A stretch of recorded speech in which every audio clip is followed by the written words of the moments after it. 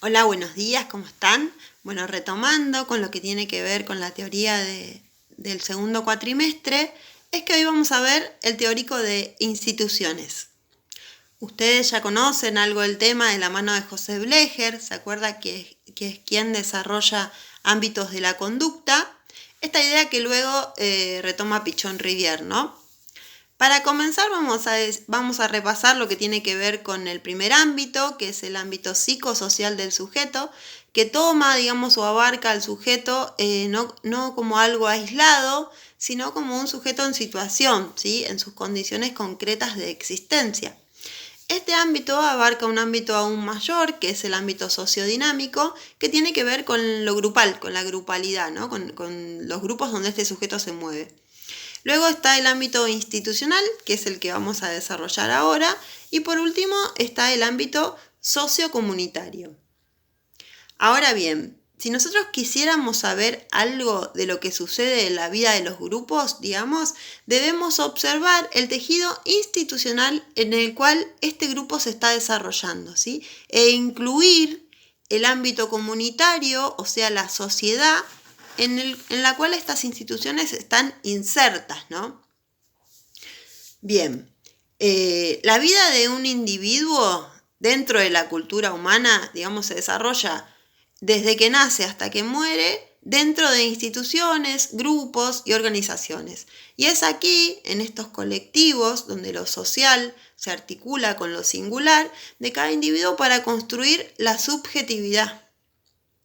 Para entender la importancia que tienen las organizaciones en la determinación de la subjetividad de los sujetos, nos basta con observar lo cotidiano. Digamos, apenas alguien ingresa a la materialidad o a convivir dentro de una institución, por ejemplo, en este caso vamos a dar el ejemplo de una institución escolar, la conducta de este sujeto ya está tácitamente pautada y debe desempeñarse de acuerdo a los roles que ya están prescriptos por dicho colectivo, ¿no?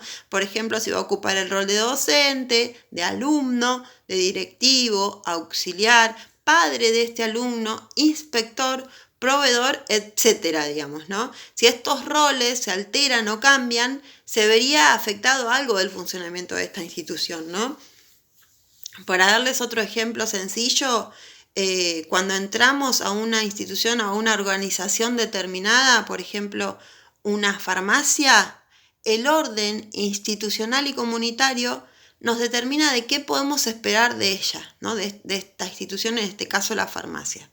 Desde qué rol tenemos que actuar, por ejemplo, si somos el farmacéutico, el cliente, el enfermero, en qué lugar nos tenemos que ubicar, delante o detrás del mostrador, qué acciones debemos realizar, ya sea atender, solicitar atención, cobrar, pagar. Nos va a marcar la dinámica de poder, derecho de admisión, el cáter de forma fila, el delantal blanco si estoy atendiendo y la ropa de calle si soy un cliente, ¿no es cierto? Por lo tanto, esto nos va a decir que al entrar en una organización quedamos abarcados por este orden institucional, en el cual mucho de lo subjetivo, digamos, queda acotado, porque estamos sujetos a las normas de estas instituciones, ¿sí? Para comenzar a hablar de organización e instituciones, digamos, estas dos palabras suelen utilizarse como sinónimos.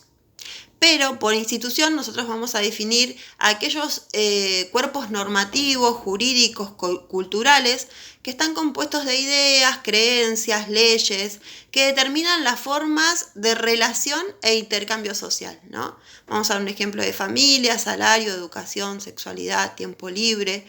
Son algunas de las instituciones que atraviesan nuestra cotidianidad, ¿no?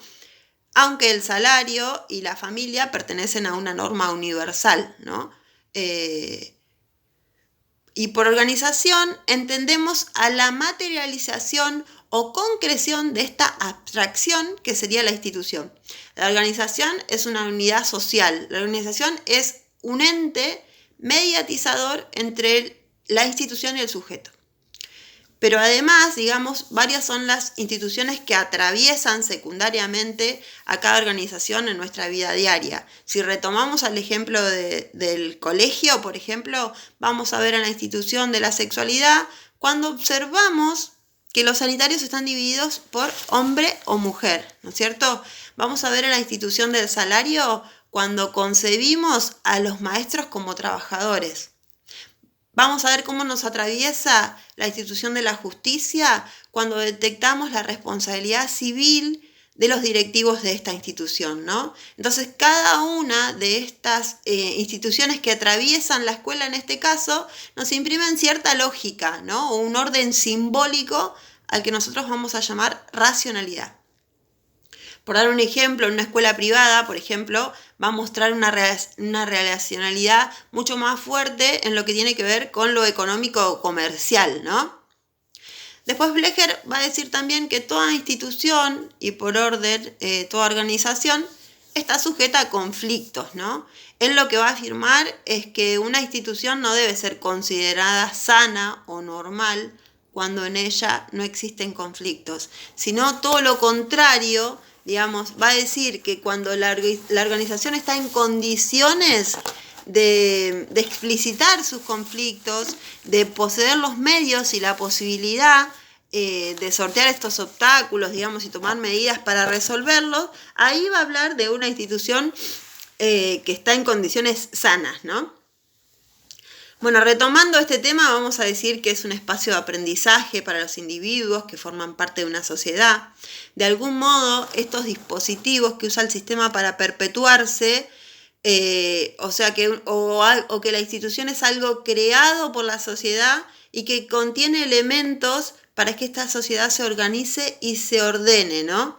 Desde lo inconsciente, Freud va a decir que la institución es algo que tiene que ver con la reproducción de los sujetos. Después hay un autor que se llama Cornelius Castoriadis. Si tienen algún minutito de buscar su biografía, es sumamente interesante porque aporta otra mirada, digamos, él interpela el tema de las organizaciones y las instituciones con esto de los roles prescriptos y de normatizar. Él va a hablar de otro ser humano que si no estuviera inserto durante toda su vida dentro de organizaciones, diría que seríamos distintos, no mejores ni peores, sino que habría un ser humano distinto, ¿no? Entonces, él va a decir que la institución gobierna o domina desde un afuera, porque desde un adentro, digamos, están los sujetos, y en el afuera, como moldeador de las conductas, están todos estos dispositivos, ¿no? Y el autor se plantea también abordar esta preconcepción que hay de las instituciones, ¿no? Desde lo instituido, desde lo que ya está. Lo instituido es lo que ya está, lo que se ve, lo que ya está funcionando dentro de la reproducción. Si miramos a la institución solamente desde esa mirada, estaríamos viendo solo el polo objetivo de la institución y nos estaríamos perdiendo de vista su componente subjetivo. ¿Cuál es el componente subjetivo? Es esa matriz de aprendizaje que nos insertaron, ¿no? Instituir, desde el sentido del verbo, es hacer entrar al sujeto en la cultura. Desde aprender a comer, a usar cubiertos, hacer lo que se debe y no lo que no se debe hacer, digamos, y luego una vez que uno va creciendo y va pasando por diferentes instituciones, la escuela y el resto de las instituciones son los que instituyen al sujeto, ¿no? En la cultura y en todo lo que tiene que ver con este deber ser, ¿no es cierto?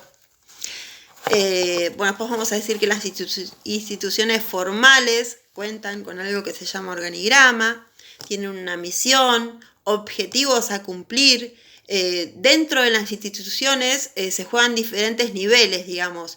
Entre ellos hay una estructura muy fuerte que es la estructura libidinal de la institución, que es aquella estructura que se va formando a partir de las relaciones, de los vínculos que los sujetos entablan entre sí, ¿no? Las instituciones también están atravesadas por todas estas circunstancias y también, en especial, digamos que es súper importante, por el orden económico, social, político e histórico, ¿no es cierto? Dependiendo del contexto es cómo se van a desempeñar todas estas instituciones, ¿no es así? Bueno, vamos a decir también que dentro de una institución hay jerarquías, hay funciones, objetivos, roles, normas, tiene una estructura, un encuadre, por supuesto hay vínculos, hay una ideología, una cultura institucional, una red de comunicación, hay identificación, medios, un proceso y un plan de acción, ¿sí?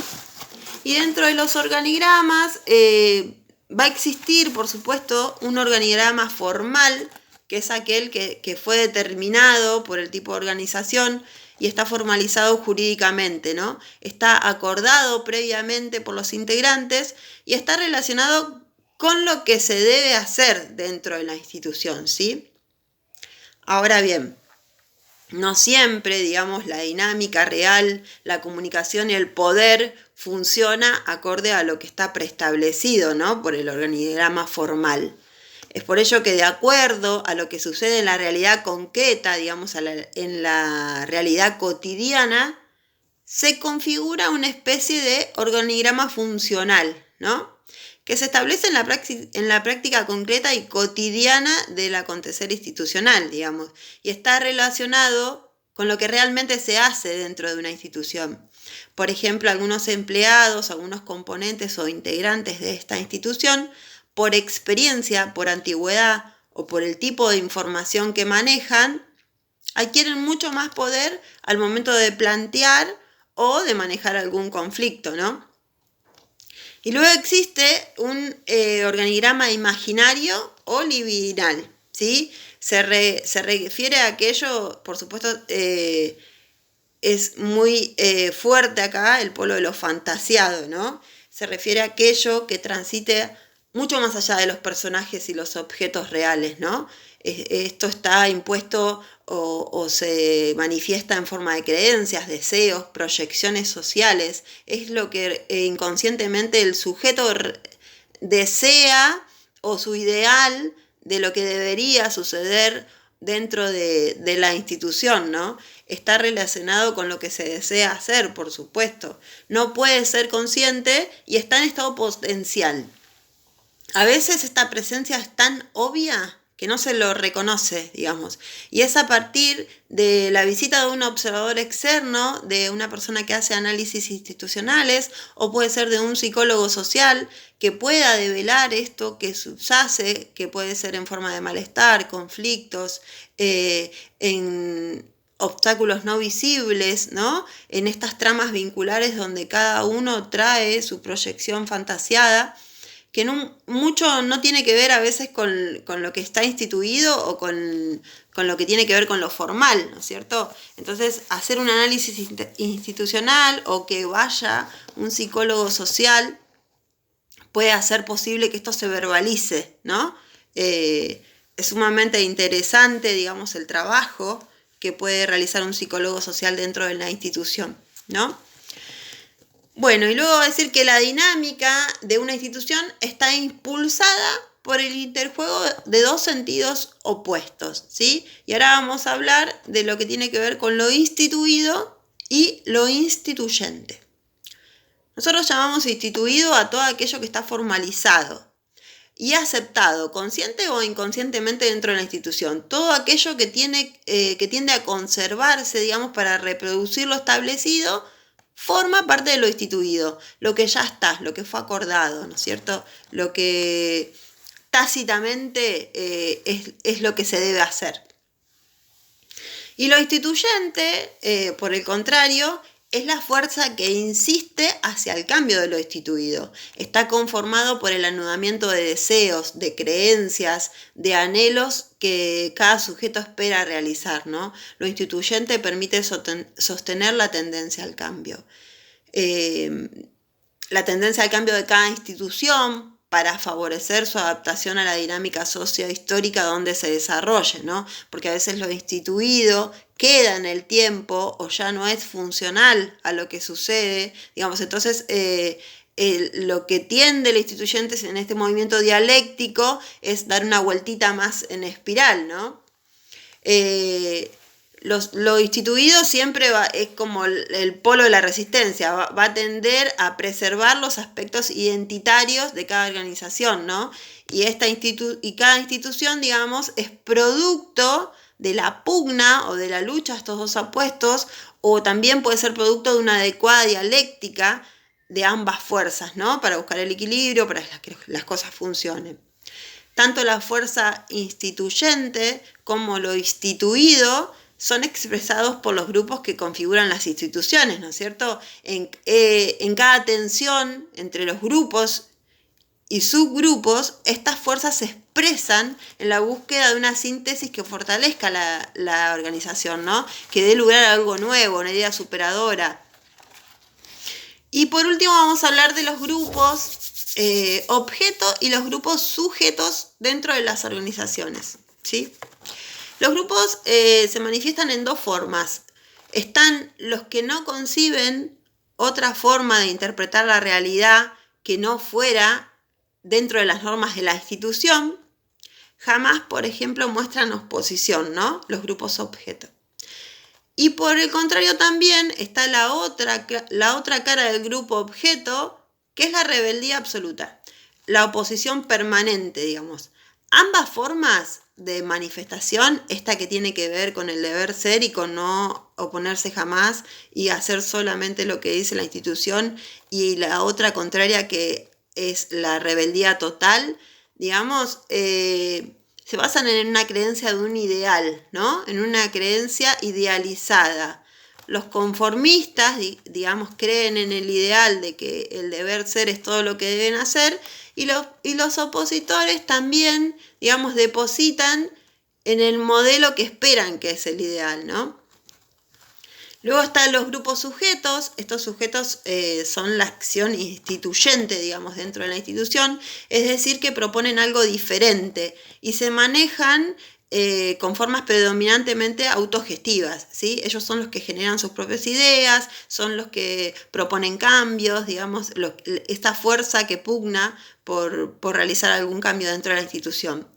Estos grupos no quedan entrampados en el discurso de lo instituido, ni por aprobación ni por oposición, ¿no? Sino que instituyen un nuevo discurso a cargo del conflicto institucional y son los donadores de orden de sentido, va a decir. Entonces, para repetir, digamos, lo instituido es lo formal, lo que ya está, lo que se mantiene, lo que tiende a preservarse, ¿no?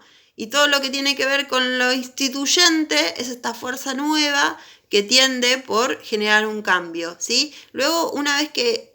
Y hay como una espiral dialéctica también, porque luego de que este instituido da lugar a un instituyente, se convierte en instituido para dar lugar a otro nuevo instituyente, ¿sí? Y así sucesivamente se van generando cambios dentro de las instituciones en los mejores de los casos, ¿no? Bueno, más o menos esto es lo que tiene que ver con instituciones. Espero que les sirva. Si tienen alguna consulta me la ponen en los comentarios y nos vemos hoy a las 18. Les mando un abrazo grande. Adiós.